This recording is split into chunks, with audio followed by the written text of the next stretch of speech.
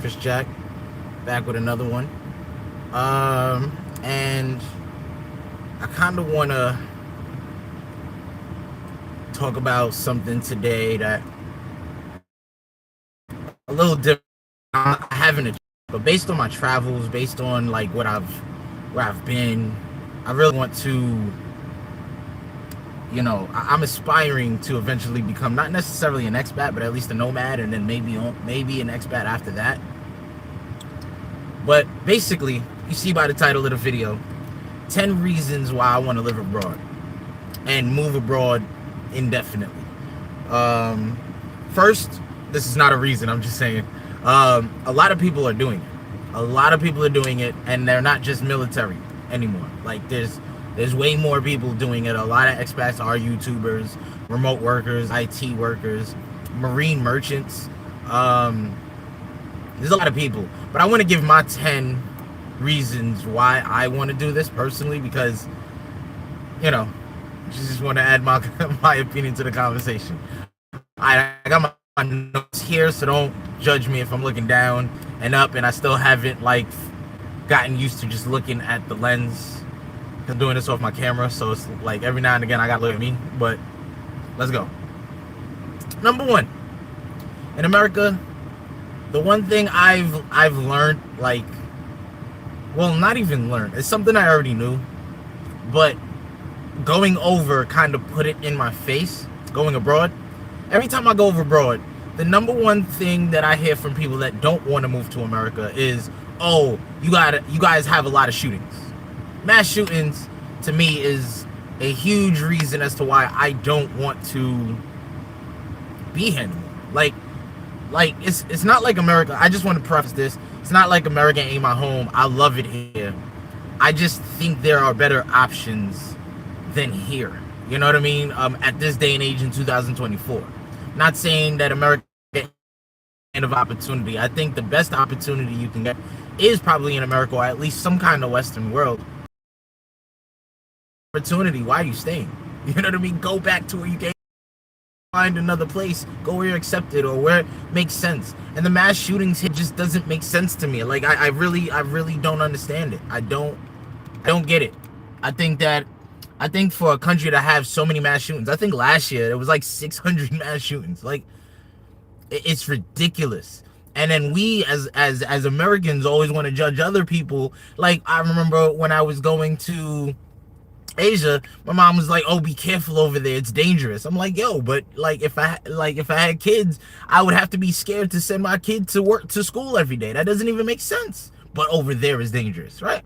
And then, funny enough, some of the places I've been are some of the safest countries in the world. So it's just, the perception is just, it's just a very annoying one. You know what I mean? Because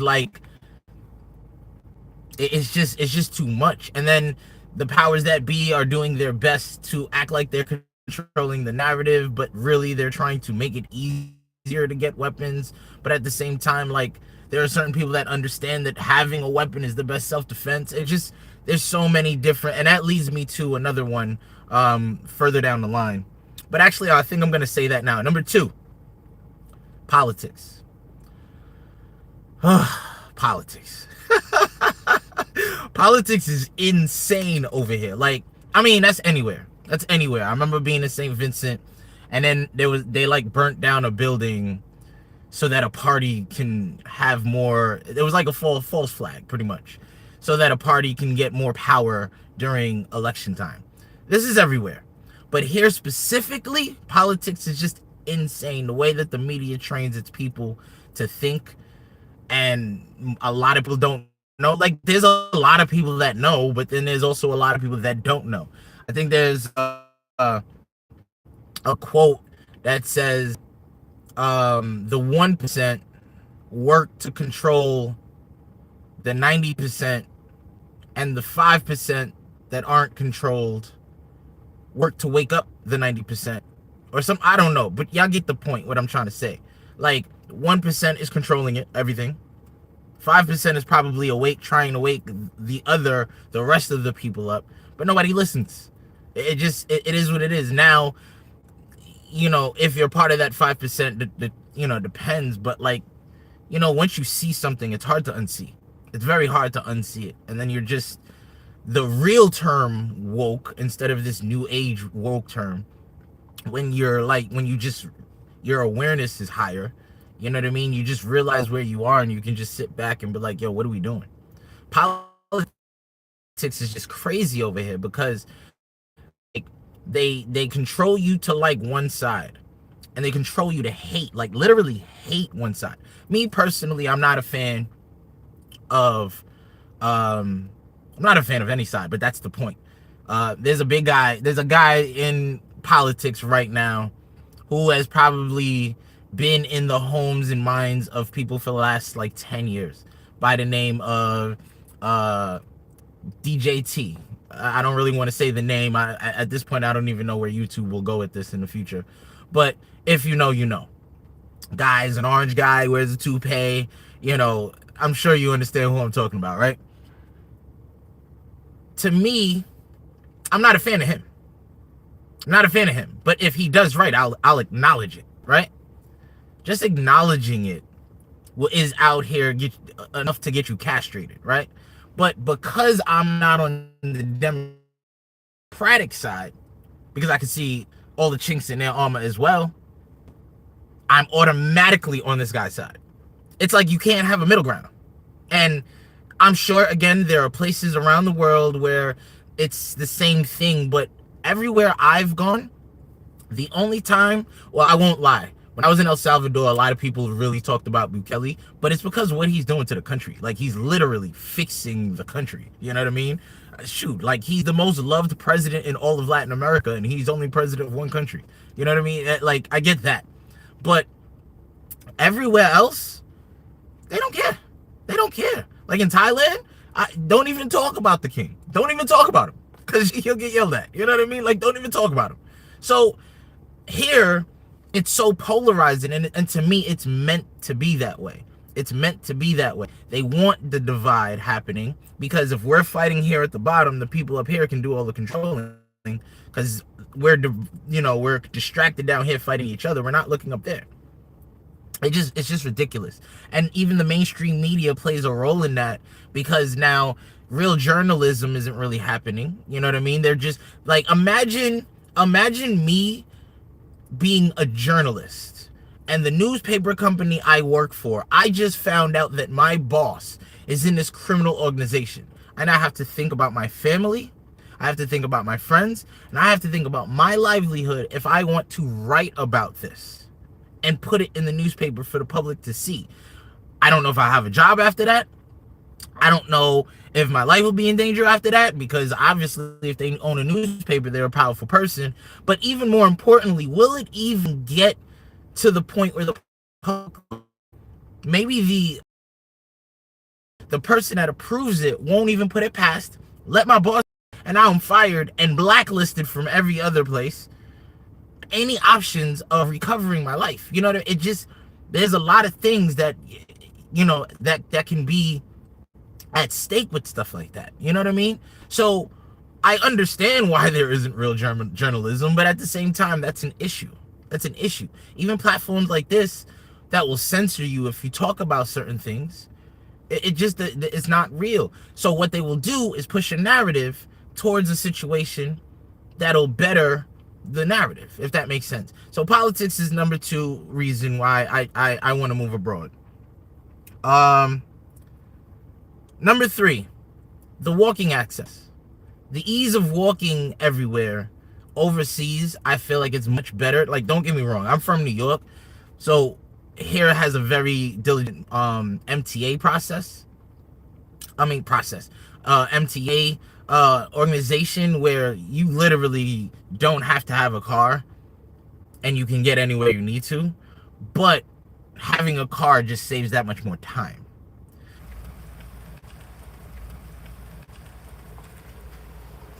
My bad, YouTube. I'm not really sure what just happened, but alright, let's get back into a safe space. But let's do that again.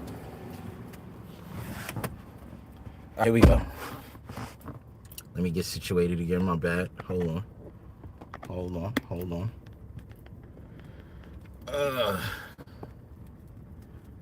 Get this set up.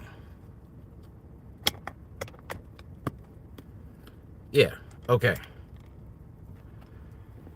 So, ease of walking.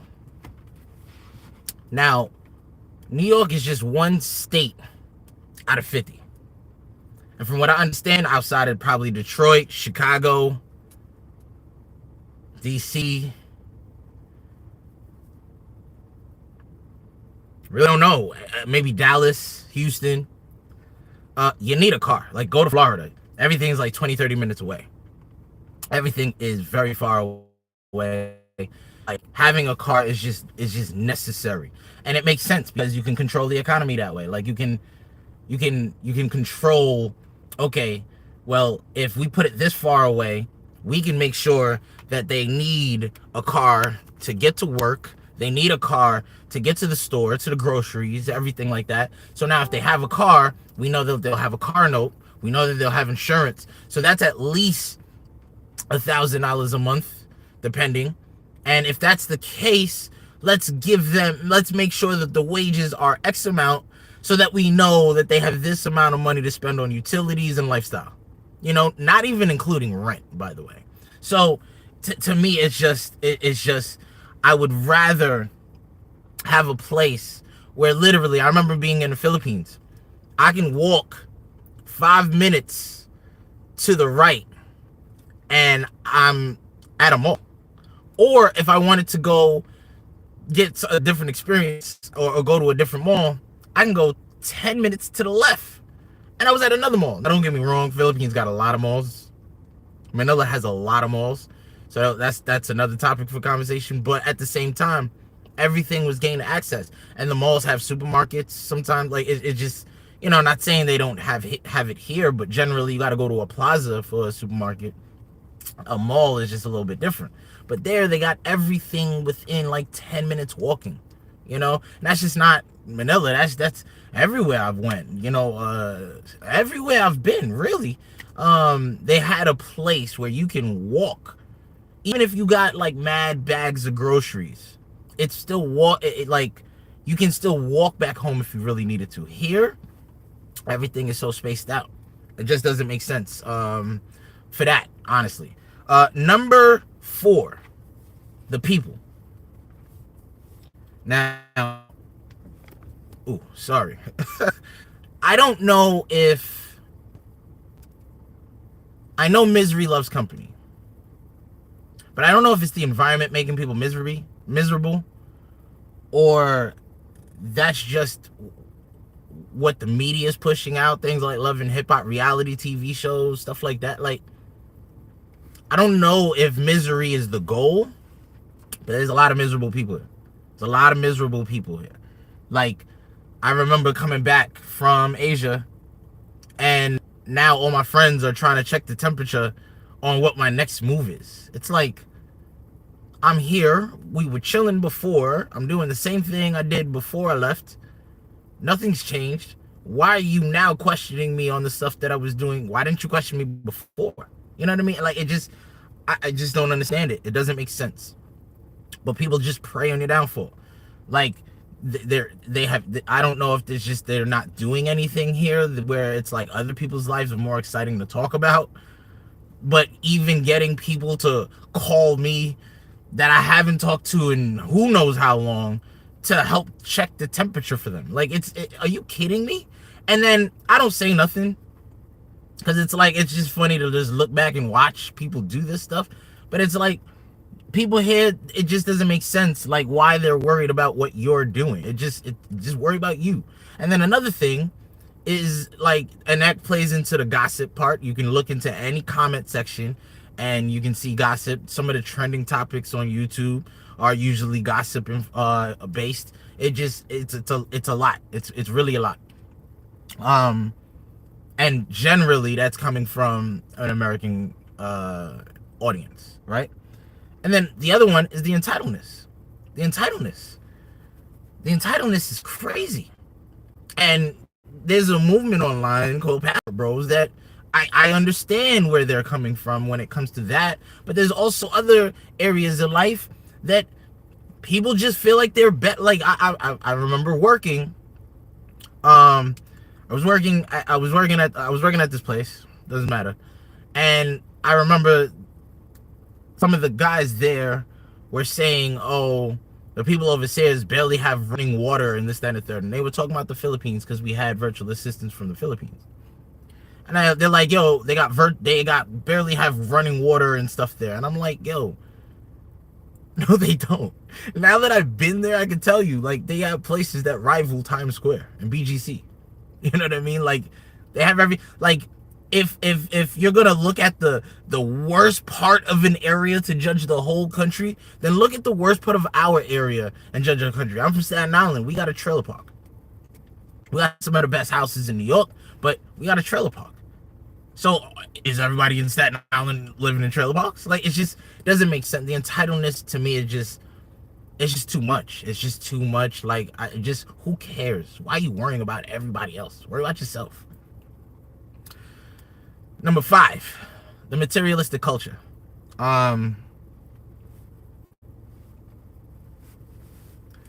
Listen, I understand.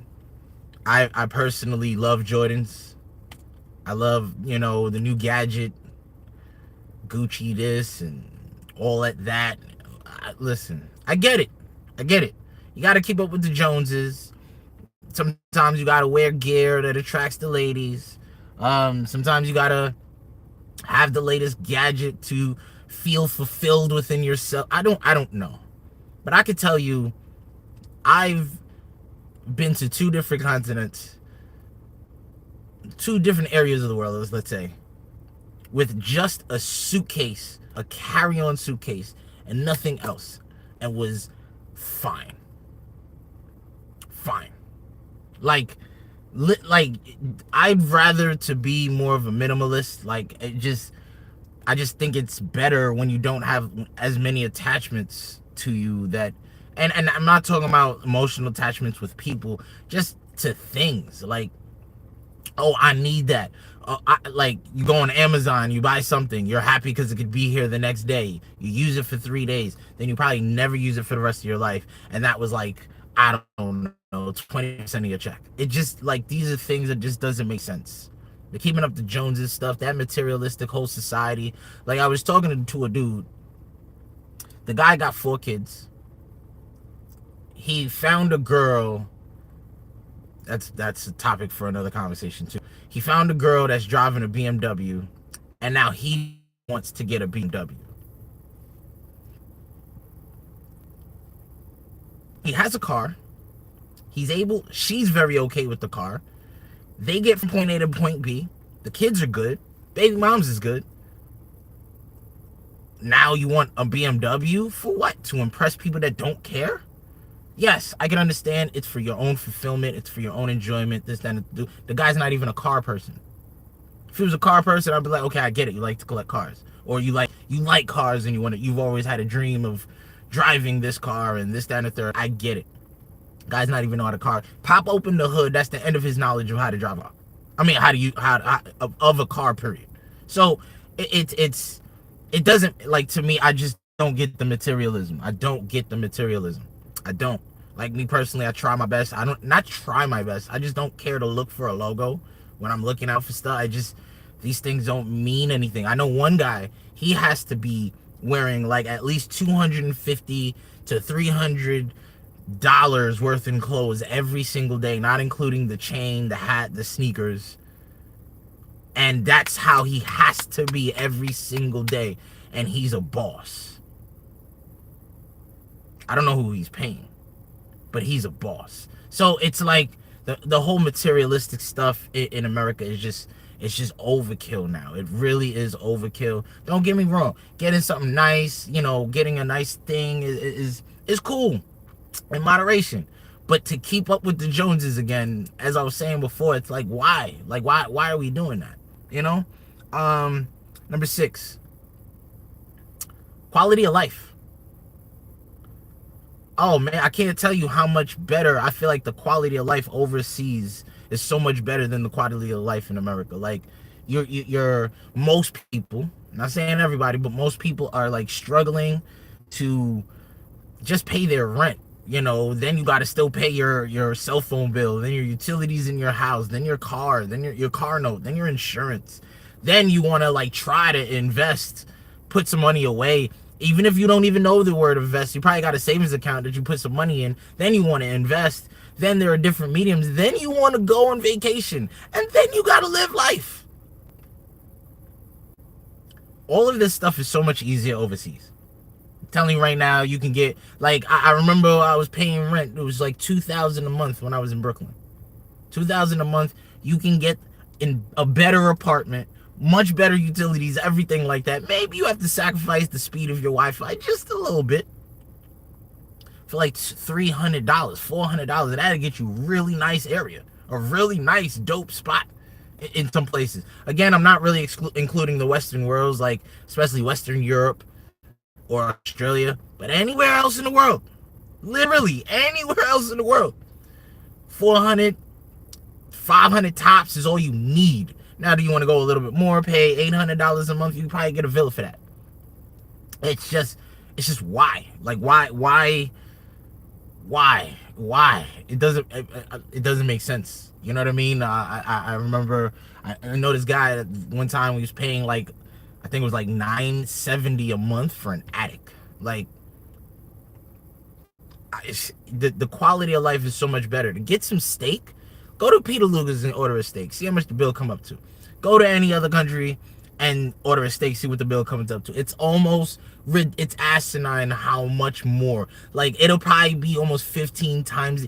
You go to Peter Luger, you probably pay like $300 for a steak, and that's probably for a minimum steak. Nah, I'm sure I personally don't remember the menu, but I'd say anywhere from $250 and up, you can probably get a steak from Peter Luger's. You can probably get that same steak with better taste in El Salvador for $26 for two people. For two people, drinks included. Drinks included. Quality of life is just so much better, so much better. You can go get some shabu in Asia. Now you got unlimited steak. Now you got unlimited steak cooked to your temperature because you're the one cooking everything, and it's just the experience is better. You can do more. You can live and actually enjoy life. You know what I mean? Maybe that's why people over here is miserable, because you have to maybe choose and pick when you can go to different places, because you got to work, and live for the weekend. Work for the weekend. And then really on weekends, you're probably doing chores one day. So you only have one day in the whole week to do what you want. Over there, not so much. It's just better. You can do more things. You have access to more things. It doesn't, like, depending on where you are, you can literally find a plethora of things to do and really be content with your lifestyle, and you're not spending nearly as much as you're going to spend here. And this is not a video to complain. It's just pros and cons. Well, really just the cons of why I would like to live abroad. And it's funny, I wrote a blog a year ago saying that I wanted to go to Indonesia. Somewhere in the middle of that year, it switched to Thailand, and I just recently went to Thailand. So I feel like you set your mind to it, you're gonna do it. Let's look back at this video in the future and see what happens. But at the same time, like, I think that the best thing that I aspire to do is to move out of the United States almost indefinitely. I would love to do that. The food. Number 7, the food. The food.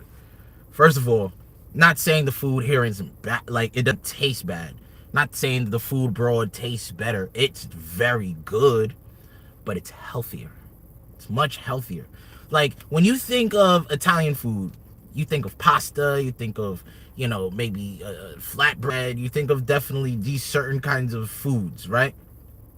You think of Asian food, or you think of, well, Asian is too broad. You think of Vietnamese food, you're automatically thinking of pho. You think of Thailand, you think of pad thai. You think of, you think of Japan, you might think of sushi or shabu or whatever the case may be. You think of Korea, you think of the barbecue. Other than probably Texas, where you think of barbecue, as it just hit my mind, what is America known for? What food is it known for?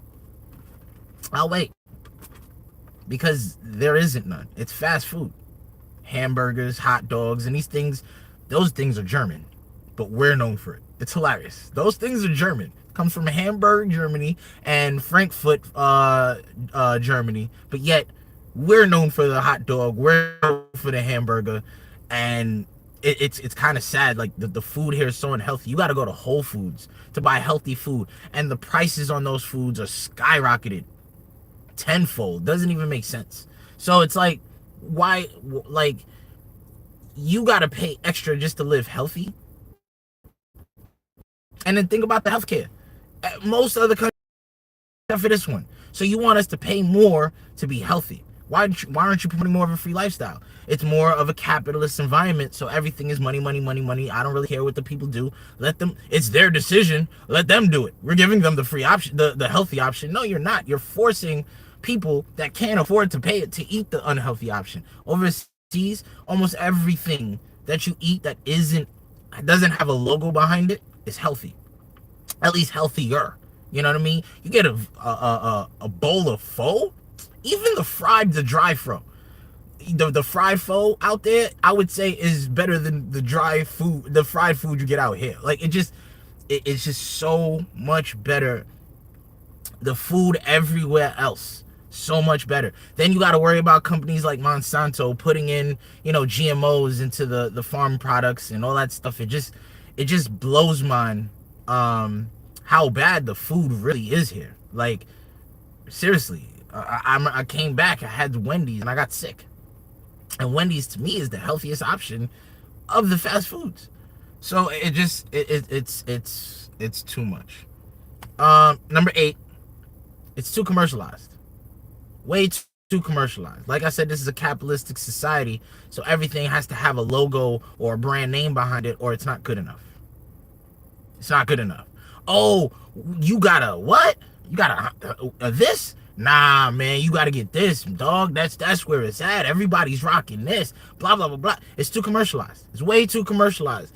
If it's not on TV, if it's not an ad, or if you don't go outside and see everybody either wearing it, using it, or doing it related to it in some way, it's not good enough. And that's corny.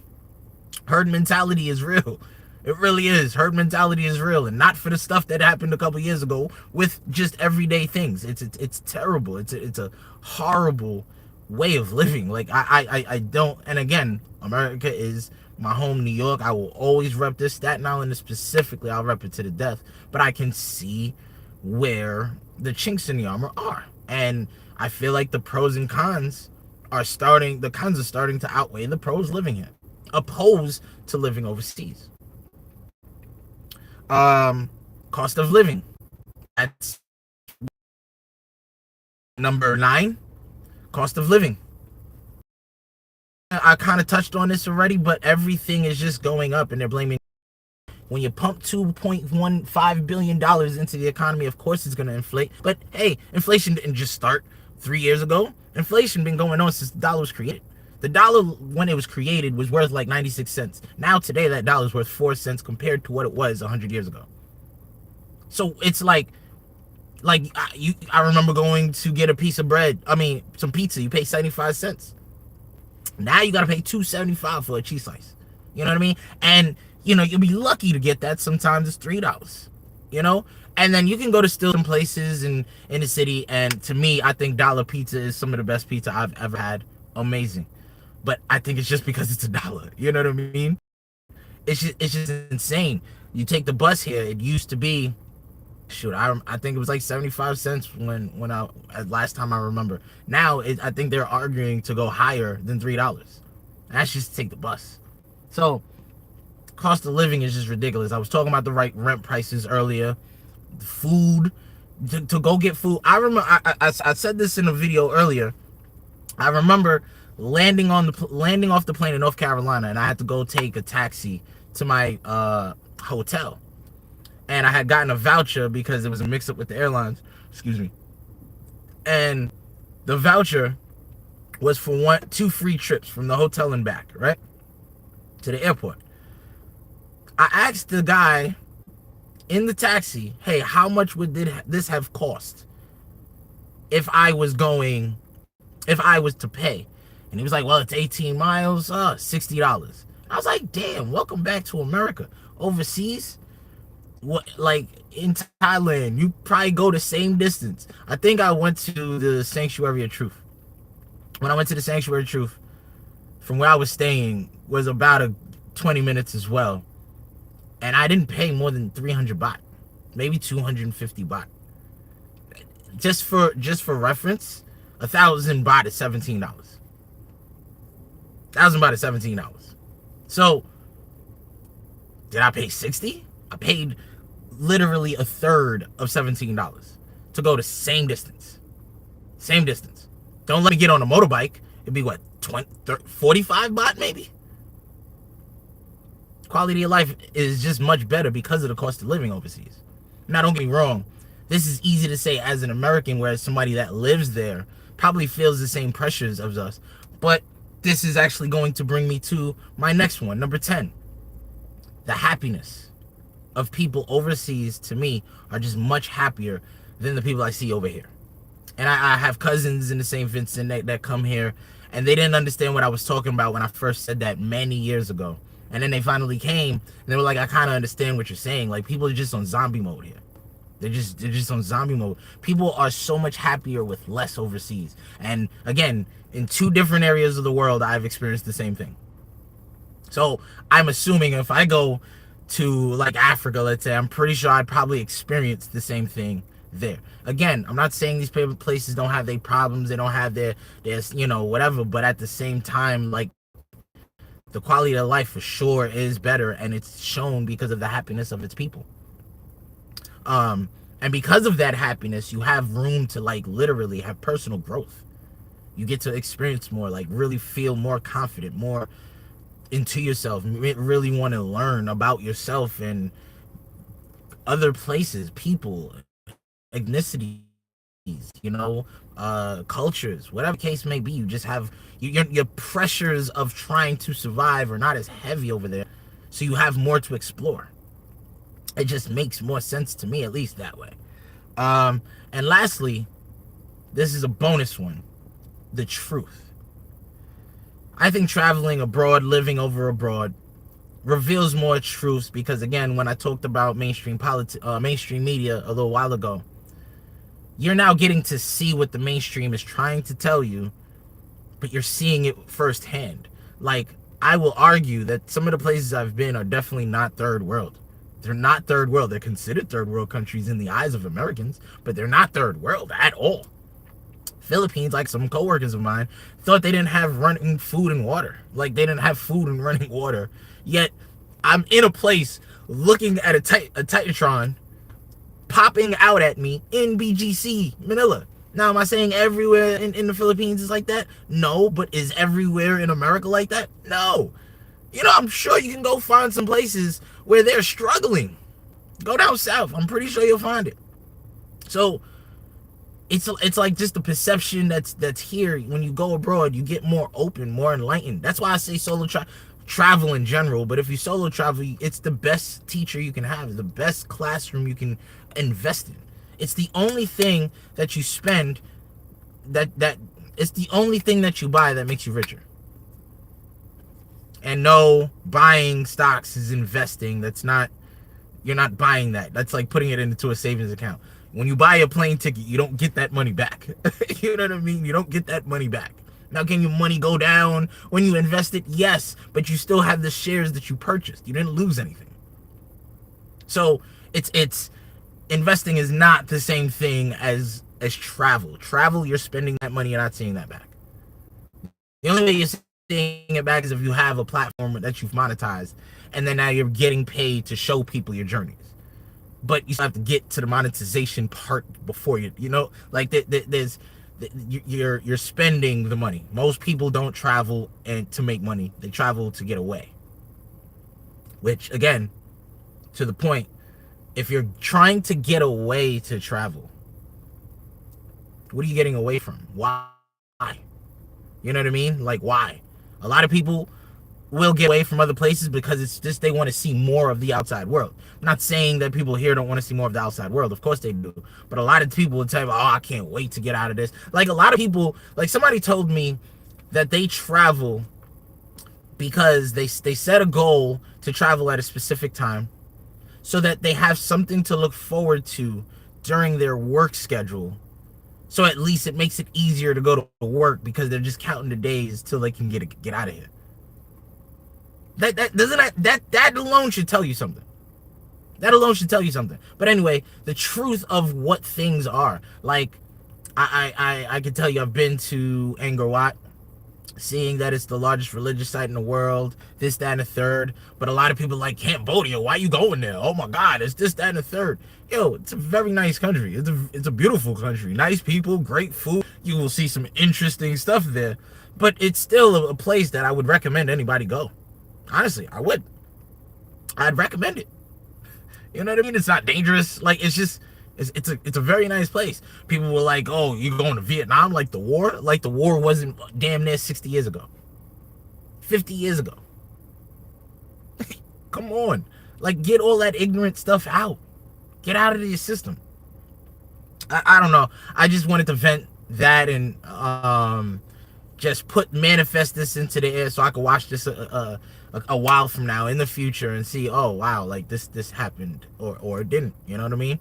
But I'm gonna manifest it. It is what it is. It's your boy Chris Jack, the Canvas Nomad. If you made it this far in the video, you, my friend, are appreciated. And I'm signing out.